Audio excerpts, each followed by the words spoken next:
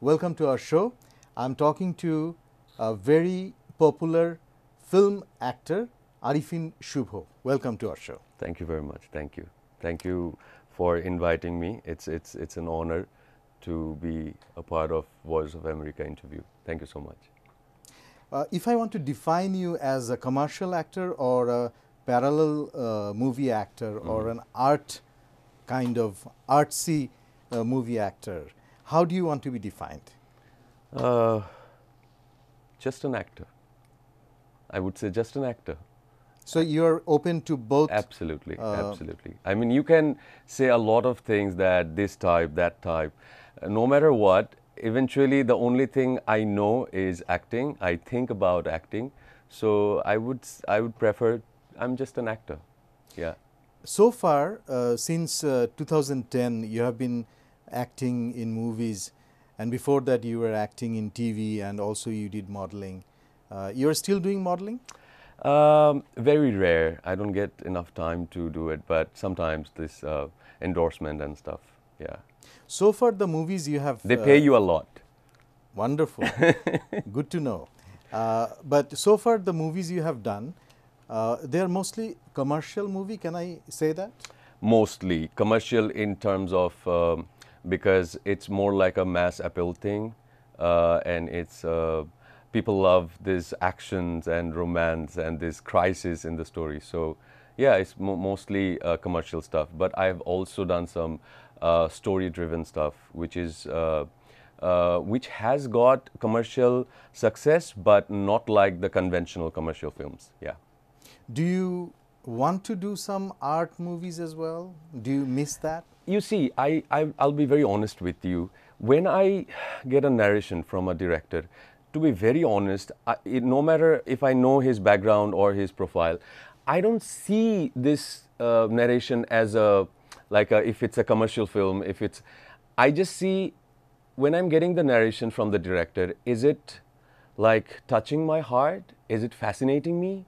Am I waiting like an audience, like what happened next? Like, tell me, okay, whoa, okay, I thought that this is gonna happen. Okay, so this is not happening. If I feel that, only then I go for the project, and I don't even think that if it's a commercial one, if it's not a commercial one. There has been a lot of times when I got the narration and I'm like, I'm on. I love this plot. I'm on. And people, the industry people, they said that, why you're doing this? He's from television, and he's not even a filmmaker. I mean, he used to work in television and stuff. And I said, I believed in the plot. And I must mention the name of the film. That's that film called Twitty Lemon. It's a romantic, it's a rom-com, basically. So everybody thought it will be something artsy and stuff, but if you just search Twitty Lemon, it was one of the biggest success of that year, 4 years back, I guess. The reason I'm asking this question is, I have interviewed people like Sham Benegal and people who have been doing artsy movies for decades, 4 or 5 decades. I remember once Shabana Azmi was saying that every actor has a social responsibility as well. And so the way an actor dresses up in a movie, he or she has to take responsibility for that as well. And it really made me think. So do you ever feel that as an actor, a message in the film, something good for the society, is also important? It is absolutely important, but in that case, like what you say, what Shabana ji said, I'm agreed to that, but also there's nothing wrong to be glamorous, right? I mean, there's nothing wrong to be good looking and present yourself in a way that people fascinates, that, with the locations, with the costume, with the makeup. And it's like, it's something I can explain this way, that when you go to a theater to watch a movie, say you had a long work shift and you're exhausted and you saw this trailer of this movie and you go to the theater to see the movie.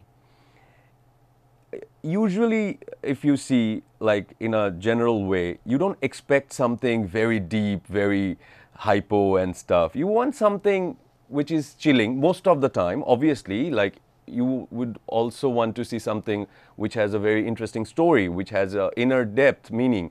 But mostly people want to go to the theater to have a good time.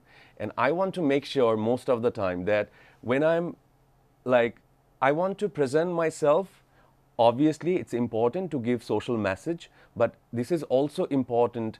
I'll mention a director's name. He's from India, and I am a big fan of his work. It's Raju Hirani.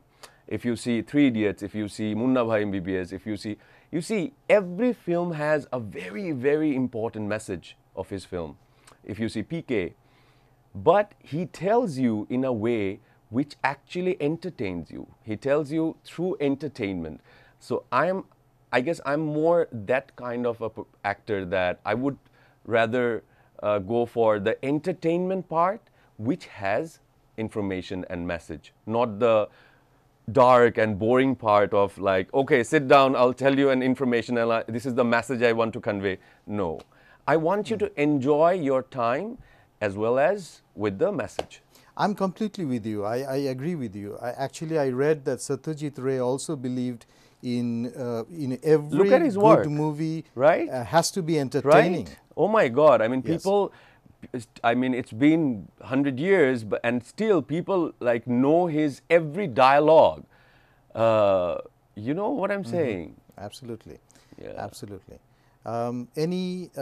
You mentioned actually Forrest Gump Yes. as one of your favorite movies, Yes, and yes. that's the name you mentioned first, which is very interesting because when I think about my favorite movies, Forrest Gump comes to me immediately because I think it's an epic. Ah, Not only the story, the level of the standard of acting. the screenplay, the performance.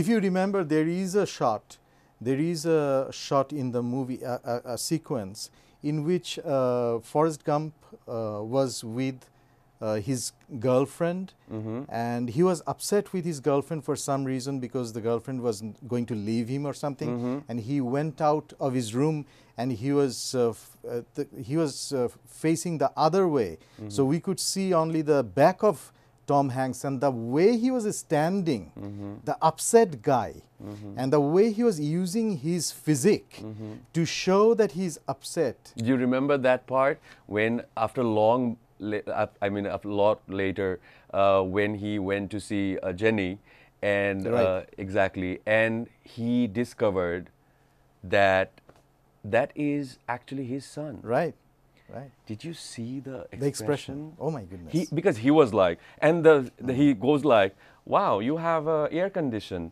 and a television and this. Oh, so this is, and the moment the Jenny said that, well, you are the father. I mean, that cannot be performance. That's beyond performance. Absolutely. You know what I'm saying? Absolutely. That's cult. Yeah, it just fascinates me. Yeah. Tom Hanks is actually more than an actor. I do believe much that. more than, I do believe yeah. that. I mean, A great I think human it's being. beyond human capability. Yes. I guess as an actor, I believe that it's easy to say. Even it's easy to perform well in a rehearsal or before the shot, but when the camera is on, performing like that it's beyond human capability thing, you know, the kind of performance he has given in Forrest Gump. Yes. Yeah. And I can watch it 1,000 times. Absolutely. Even I can watch it 1,000,000 times. And when he's running for miles and miles, and he has got long beard, yeah. and every moment of the movie, whenever he's on screen, he has got you. It's a pleasure. I mean, it's like a feel-good thing watching him on Forrest Gump. Yeah. Absolutely. Yeah. Arifin Shuvo, thank you so much for your time. Thank you for coming to our studio. Thank you so very much. I must mention this, that it's kind of a bucket list thing that someday I'll go to Virginia and I'll have an interview with you in the Voice of America. So thank you so much. The pleasure is mine. I'm really honored. Thank you so much. So am I. I'm also honored very much. I have been watching your work for the last few years, and I'm very fortunate that you're here today. Thank you so much. Thank you. Thank you. So that's the end of the interview. Hope you have enjoyed the interview, and next time, see you next time. Ahsanul Haq, Voice of America.